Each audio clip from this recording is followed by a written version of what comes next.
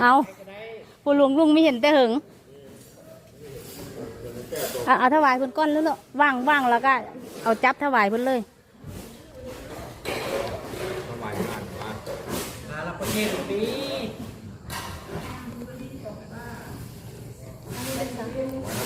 ว่างเลยลูก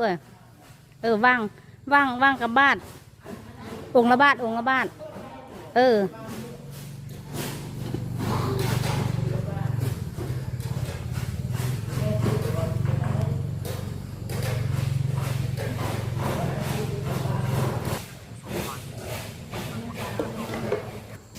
ถวายไปเลยบ่ถวายอันนึงลูกแล้วเอาไปถวายฮันบอม